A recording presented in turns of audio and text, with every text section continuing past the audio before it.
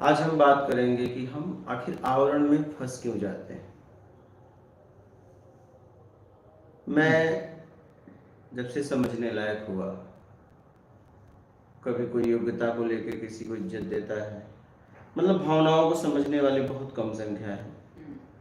और बाहर के आवरण से लोग एक दूसरे को ज़्यादा सम्मान देते हैं, उसके संस्कार को नहीं देखते हैं।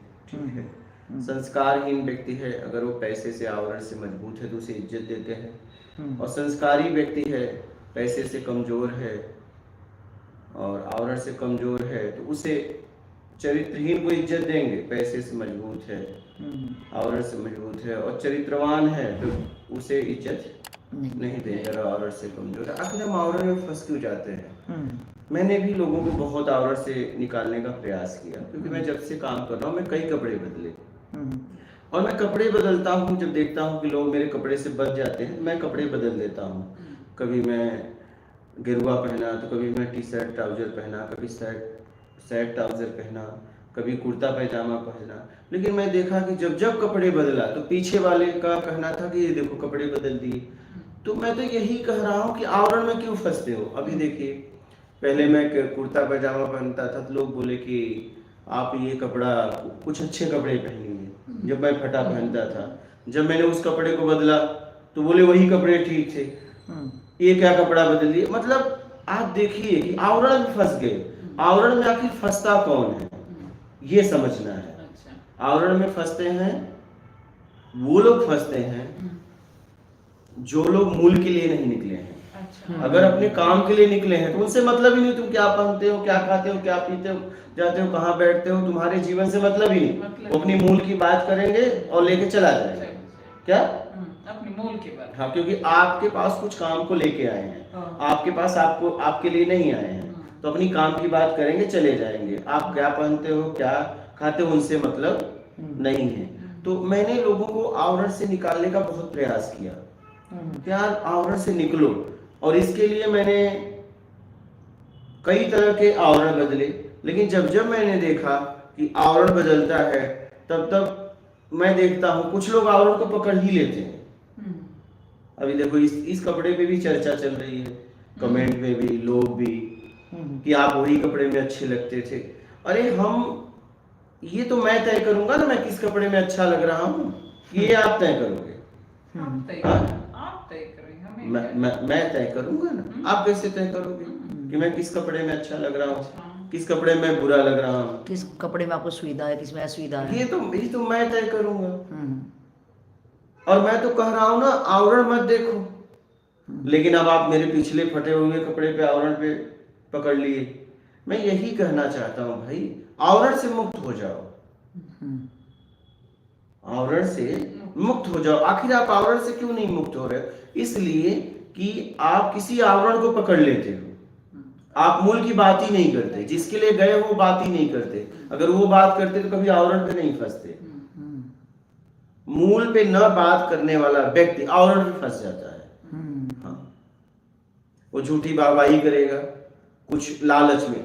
कामनाओं वाला व्यक्ति आवरण में फंस जाता है, ये ध्यान रखना। कौन? कामनाओं वाला व्यक्ति आवरण में फंस ही जाता है। हाँ, और जिसे आत्मिक कल्याण करना है उसे आवरण से कोई मतलब ही नहीं, आपके व्यक्तिगत जीवन से भी मतलब नहीं। वो सिर्फ आपका ज्ञान देखेगा, उसके प्रश्न के उत्तर चाहिए, आप किस तरीके से जीवन जीते उससे मतलब नहीं है। कामनाओं वाला व्यक्ति हमेशा आवरण में फंसता है, और जैसे ही आप कुछ बदलाव करेगा वो तुरंत आपको गालियां देने लगेगा कि तुम भी ऐसे ही निकले। क्या तुम भी ऐसे ही निकले? अरे मैं कह रहा हूं, हीरे को गंगा जल में रखो चाहे गटर के पानी में, हीरे की स्थिति बदलेगी? वो नहीं बदलेगी। लेकिन मेरा ये एक मानना है कि जो बंदा ये आवरण देख के, पहले वो आवरण देख के ही वहाँ पे आया, और अगर सामने वाली पिक्चर चेंज होगी, मतलब उसको मूल तो उसका उद्देश्य था नहीं, तो क्या करने गया था। अगर वो प्रभावित हो गया उस आवरण से, मतलब कोई बंदा किसी के पास आ रहा है सिर्फ ड्रेस कोड देख के, उसकी ड्रेस से वो प्रभावित हो गया, तो उसको ये ही क्लियरिटी होती है कि उसको कोई ज्ञान व्यान से तो कोई मतलब ही नहीं है। नहीं, और वो अगर वो कपड़े देख के ही आया है तो उसको कपड़े में अगर कुछ दिख रहा है, अगर उसको कपड़े में ही कुछ दिख रहा है तो अपन खुद पहन ले वैसे कपड़े। एकदम सिर्फ कपड़े में नहीं, दिख रहा तो नहीं, कपड़े तो सही, मार्केट सही। में बिकते हैं, कपड़े तो मार्केट खुद पहन ले। एकदम। लेकिन किसी पे लांछन लगाना किसी भी टाइप का कि तू ये पहन रहा तो अच्छा लग रहा है, या तू नहीं पहन रहा तो तू भद्दा लग रहा है, तो मतलब तेरा ऐसा नहीं करना चाहिए। भाई तू कौन होता है ये डिसाइड करने वाला? तेरी लाइफ है, मार्केट अवेलेबल है, पहली बात तो तेरी औकात ही नहीं है कि तू उस लेवल पे पहुंचे। और लांछन लगाना पहली बात यही साबित कर रहा है कि तुझे नॉलेज वॉलेज से कोई लेना देना, दूर दूर तक का रिश्ता नहीं है तेरा। उसकी अगर तू उसको सुन रहा है, उसको अगर तू सुन रहा है, उसको गुरु मान रहा है, या तू उसके सानिध्य में आके उसकी रोटियां तोड़ रहा है, या कुछ भी XYZ, तो तू उस लेवल पे पहुंच के देखना। जो बंदा किसी को करके देख। प्रेरणा स्रोत मानता है, या किसी अगर उसने बोला मैं प्रभावित था, आपके कपड़ों से मैं प्रभावित था, आप पहले अच्छे लगते थे, तो इसका मतलब जो कपड़ों में उसने जो पाया तो तू खरीद ले भाई। तू जैसे उसने पास्ट जिया तो तू भी एक बार जी के देख ले। इसका मतलब तेरे को हमेशा बाहर ही जाके किसी पे टिक्का टिप्पणी करने, इसका मतलब तेरा झोला रूपी दिमाग पूरा खाली है।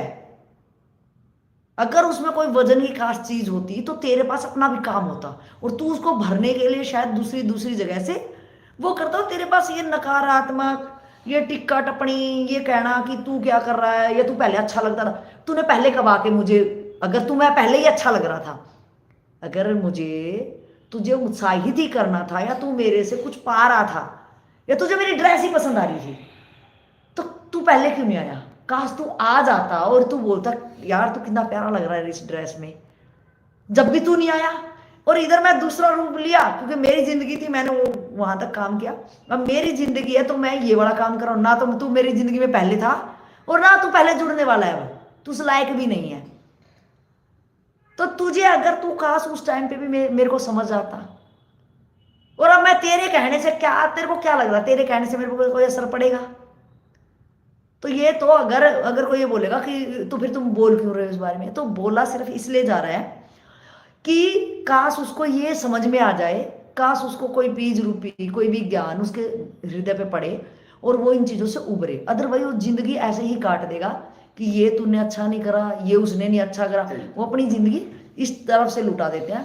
तो उनके लिए आपका क्या विशेष कहना है कि उनको जो बाहरी किसी पे आलोचना करते हैं, उनकी टिक्का टिप्पणी, हमेशा किसी को ऊंचा उठाने की बात ना करके हमेशा गिराने वाली बात वो करते हैं, तो वो अपनी जिंदगी तो नरक है ही है।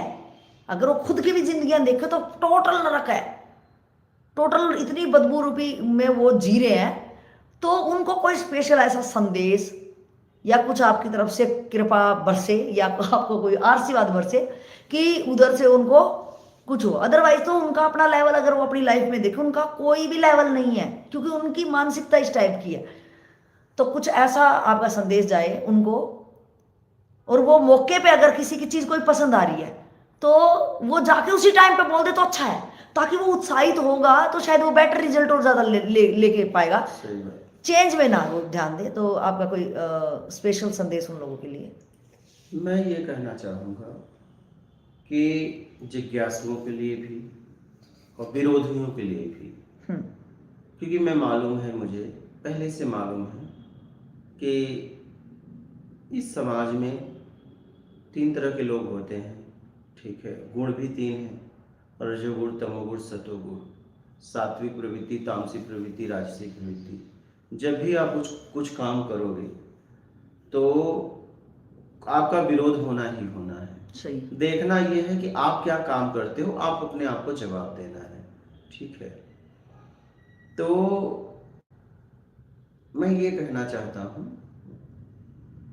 कि जिज्ञासुओं को कि आप जिसके लिए गए हो मूल पे बात करना, आप आवरण मत देखना, आवरण उसका व्यक्तिगत जीवन मत देखना, नहीं तो आप भटक जाओगे, ठीक है। मैं जिज्ञासु के लिए कहूँगा, और विरोधियों के लिए कहूँगा कि आपकी अगर खोज है तो उस खोज पे बात करो, उससे, उसके आवरण मत देखो। आवरण से ना हानि होता है ना लाभ होता है, ठीक है। आवरण सिर्फ आवरण होता है, आवरण सिर्फ आवरण होता है। आवरण का सहारा एक तन ढकने के लिए होता है, और अगर हम किसी फील्ड में काम करते हैं, ठीक है, वहाँ तो ड्रेस वो उस फील्ड की ड्रेस है, व्यवस्था, उस कंपनी की व्यवस्था, उस सिस्टम की व्यवस्था है। लेकिन एक बात मैं आपको बता दूं, स्कूल में चाहे कहीं भी आप ले लो, काम करने वाले ऑफिस में, कंपनी में, सब ड्रेस पहन के आते हैं, लेकिन मालिक चाहे जैसे आता है। बहुत बढ़िया, क्या सही सही। तो जब आप उस स्थिति पे पहुंचते हो ना, तो आवरण छूट जाता है। हम्म, आवरण छूट जाता है, आपके ऊपर आवरण का कोई फर्क पड़ता नहीं। हम्म, हम्म, आप जब तक सध रहे हो तब तक आप आवरण का सहारा ले सकते हो, वो भी अपने पेट तक के लिए। अगर वो व्यवस्था आप कर ले रहे हो तो उसकी भी जरूरत नहीं है, ठीक है। सही। हाँ, वो अगर आप कर ले रहे हो तो आप देखो ना, कंपनी का मालिक कभी ड्रेस पहन के आता है, उसका कोई ड्रेस कोड है। लेकिन और जितने भी उसके अंडर में है, कंपनी में काम करने वाले, चाहे मैनेजर हो चाहे कोई भी हो, उसको ड्रेस पहनना ही पड़ता है ना। बिल्कुल सही। लेकिन मालिक को निकर में आ जाता है। वैसे ही आध्यात्म में एक ऐसी स्थिति है आत्मज्ञान की, जहां पे आवरण आवरण खत्म हो जाता है। उसे कुछ भी पहना दो, वो समाज के लिए, देश काल, स्थिति परिस्थिति में पहन लेता है। जैसे रामकृष्ण परमहंस ने कितने कपड़े बदले, स्वामी विवेकानंद ने बदले, स्वामी विवेकानंद ने कपड़े बदले तो भी विरोध हुआ था। आप कुछ बता सकते हैं उनके बारे में? उन्होंने कपड़ा बदला था। कपड़े बदले थे। क्या पहना था पहन के, बदल के? नहीं, पूरा मॉडर्न कपड़े, वेस्टर्न में उनको ये ज्ञान देना था। वेस्टर्न के लोग वे पहले कैसे कपड़े में चले गए ना, वेस्टर्न पे ये चुड़ाते थे। इनको ये पीछे से खींचते थे, थोड़ा मजाक उड़ाते थे, ये कहाँ से आए हैं। भारत तो उस वक्त ऊंचाई स्थिति उतनी नहीं थी, इसलिए मजाक उड़ाने में विवेकानंद जी को पकड़ के बैठे थे। इनको लगा बाद में इनके अंदर घुस के काम करना है, तो वे जैसे हैं ऐसे ही मुझे बन के जाना है, बस मुझे ज्ञान देना है, इनको वेदांत पढ़ाना है। क्या है भारत की आंतरिक स्थिति क्या है, उनको पहचानना है। क्योंकि उस वक्त तो भारत की स्थिति बहुत चिंताजनक थी। हम सभी गिरे थे, हम सभी दयनीय स्थिति में थे। भीख मांगने समझते थे, सीधी बात कि ये देवी देवताओं के सामने भीख मांगते हैं, इनका कोई अस्तित्व नहीं है, मेहनती नहीं है, भगवान के सामने जाएंगे गिड़गिड़ाएंगे। तो ये भारत को मतलब तुच्छ समझते थे, बिल्कुल तुच्छ। ये ज्ञानी ही, कोई भी ज्ञानी नहीं है। ये तो स्वामी विवेकानंद की देन है, उन्हें प्रणाम है। ऐसी दिव्य महान विभूतियां, महान व्यक्ति को मैं प्रणाम करता हूँ कि आज उनकी देन है कि भारत का सम्मान आध्यात्मिक देश के नाम से विश्व में जाना जा रहा है। इस देश की पहचान उन्होंने दी है, उन्हें प्रणाम है। और आप बोलिए। मुझे ये बहुत अच्छा लगता है इनका, वे बहुत शार्प थे, प्रेजेंस ऑफ माइंड लाजवाब था। सही कोई वेरी श्रूड, इंटेलिजेंट। कोई दुनिया के सारे प्रोफेसर्स, हेड्स, एक साइंटिस्ट, किसी को भी हो, वेदांती, ये एक ही तरह इकट्ठे अगर हमने किया तो विवेकानंद जी के साथ बराबर नहीं हो सकते। क्या बात है। वो एक बात है, पाश्चात्य या वेस्टर्न लोगों को पकड़ने के लिए वो जबरदस्त था। लेकिन इनके ड्रेस के बारे में बोलूं तो पूरा वेस्टर्न था, पैंट और कोट सब कुछ देखने में तो ऐसे ही थे, लेकिन उनमें उनको ये इस राष्ट्र का, भारत का की पहचान रखनी थी, वो भी ऊंचाई पर, इससे ज्यादा। और रुमाल एक स्त्री के एक सम्मान के साथ, सही है। दो थे इधर, एक स्त्री की सम्मान, माँ की सम्मान, माँ भी भारत माँ समझो या वो सही भारत माँ के सम्मान के लिए, और एक मैं ओरिजिनल हूँ, कोट भी हो पैंट भी हो आपका, मैं ओरिजिनल हूँ, इसलिए मुझे लगता है उनको प्रणाम अभी भी कभी भी। लेकिन एक बार विवेकानंद जी किसी को अभी भी हाथ पकड़ गया ना, छोड़ते छोड़ते नहीं, निचोड़ के ही छोड़ते हैं। जो कुछ हमारे अंदर है वो निचोड़ के ही, सब कुछ सारा निकाल के ही छोड़ते हैं। मुझे ये मेरा पर्सनल एक्सपीरियंस है। इसलिए इनकी बोल्डनेस है, जो कठिनाइयां इन्होंने उठाया ये ज्ञान पाने के लिए। विवेकानंद जी की और एक रूप लगता है मुझे, इतनी कठिनाइयां सामान्य आदमी नहीं उठा सकता। इसलिए मुझे लगता है हम तो उनको देखे हैं या नहीं पता नहीं, अब तो ऐसी जबरदस्त आदमी को हम तो देख रहे हैं, सामने बैठे बिठाए हैं, हम बैठने के लायक है या नहीं हमें तो पता नहीं, लेकिन आप बैठने के लिए अवकाश दिया है, इसलिए मैं प्रणाम करती हूँ। ड्रेस से ज्यादा आंतरिक उन्नति है, ड्रेस कुछ काम की नहीं है, लेकिन समाज है, मर्यादा है, समाज है, ज्ञान देने के लिए कुछ ड्रेस का उपयोग भी करना पड़ता है। सामान्य लोग कैसे करना पड़ता है समाज के लिए, समाज हित के लिए, समाज कल्याण के लिए। कहा भी गया है जैसा देश वैसा भेष, क्योंकि वो आपको तुरंत स्वीकार कर लेंगे और आपका भेष इधर उधर रहेगा, स्वीकार करने में टाइम लगेगा, उतना समय आपका बर्बाद हो जाएगा। स्वीकार तो करेंगे, स्वीकार करेंगे, लेकिन पहले आपका मजाक उड़ाएंगे, ठीक है, या आपको अलग भाव से देखेंगे। जब वो आपको सुनेंगे स्वीकार करेंगे, लेकिन सुनने से पहले रुकने के लिए तो ड्रेस चाहिए ना। हाँ, मैं वही कह रहा हूँ, क्योंकि मैं जब फटे कपड़े पहन के जाता था तो गांव के लोग चाहे कोई भी मेरा पहले मजाक उड़ाता था, लेकिन जब मैं बोलता था क्षमा मांगते थे, लेकिन मजाक उड़ाने में उतना समय बर्बाद हो जाता था। सही क्या ये मैंने फील किया। हम ऐसे ही नहीं कपड़े, आप लोगों ने कहा कपड़े में बदला, तो मैं भी कुछ समझ के बदला कि आप लोग ले जा रहे हो, अगर मैं फटे कपड़े रहूंगा तो पहले तो आप ही शर्मिंदा हो जाओगे।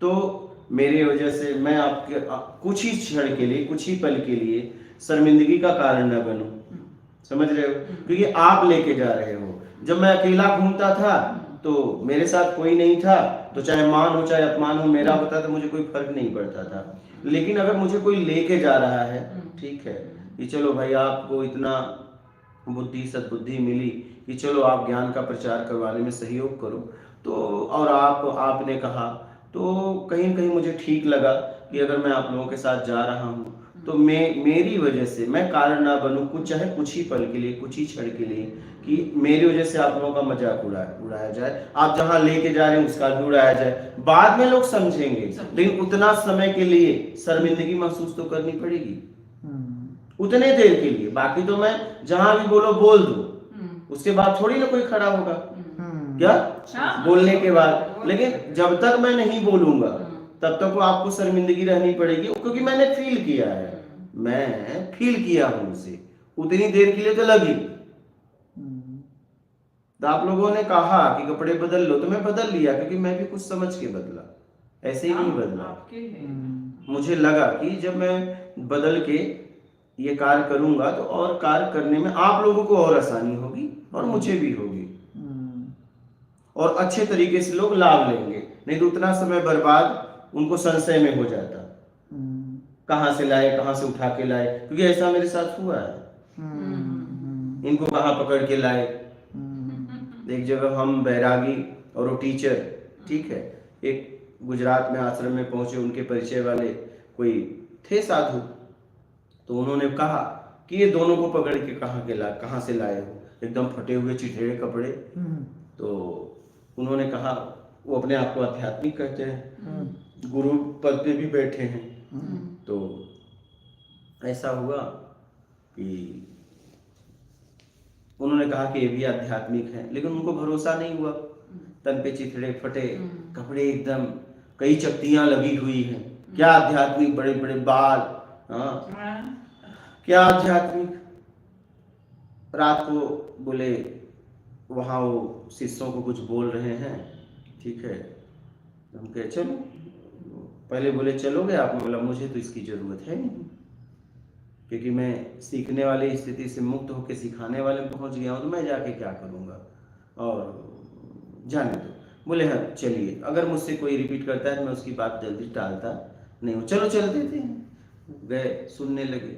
जब वो मैं सुनने लगा तो मैंने कहा यार क्या इतनी हल्की बात कर रहे हैं गुरु पद पे बैठ के, आखिरी बोल ही नहीं रहे हैं, बोल तो रहे हैं लेकिन ये आखिरी क्यों नहीं बोल रहे हैं। चलो हमसे क्या मतलब, क्योंकि भाई पद पे वो बैठे हैं, हमें तो सुनने के लिए बुलाया गया, बोलने के लिए थोड़ी। फिर उन्होंने बोला स्वर्ग सत्य है क्या। मैं तो बोला यार ये तो पूरा गड़बड़ा दिया माहौल को इसने। स्वर्ग सत्य है तब तो सब भटक जाएंगे। अगर अब मैं नहीं बोलूं स्वर्ग, ये सांस लेते हैं ना, स्वर बोलते हो ना, क्या बोलते हो, सांस को, कि उनका कहने का मतलब ये सांस हवा आ जा रही है, ऑक्सीजन, ये सत्य है स्वर। तो मैंने बोला यार ये तो पूरा आदमी माहौल ही बदल दिया, अगर मैं यहाँ ना बोलूँ तो इतने लोग भटक जाएंगे। मैं उठा, बोला प्रणाम, मैं कुछ पूछना चाहता हूँ, ऐसे बताना था मुझे फाइनली। सही। लेकिन मैंने कहा इनका सम्मान रखते हुए सबको बुलवा तमीज की बात। हाँ, तो गुरु पद का तो जाने दो, छोड़ो, गुरु पद पे बैठे हैं। हम कहे मुझे कुछ पूछना है, श्वास सत्य है कि श्वास लेने वाला। वही बात है, बोला वही बात है, मुझे समझ में नहीं आ रहा है, ये दोनों एक ही है कि अलग अलग। श्वास लेने वाला और श्वास अगर एक ही है तब तो सही है, आपकी बात एकदम सही है, लेकिन अलग अलग है तो सत्य कौन है, श्वास लेने वाला की श्वास। हाँ वही बात, बोला वही बात तो नहीं है, दो है ना, या एक ही है तब तो बात खत्म हो गई। बोले श्वास लेने वाला सत्य है। बोला हाँ ठीक, जवाब मिल गया, बैठ गया। फिर क्या, फिर वो चर्चा की स्थिति में नहीं रहे, उनका तो पूरा मोह बन गया कि सब समझ गए ना। फिर हुआ उनका खत्म हुआ, हम भी भाई नर्मदे घर। फिर क्या, चल अपने घर।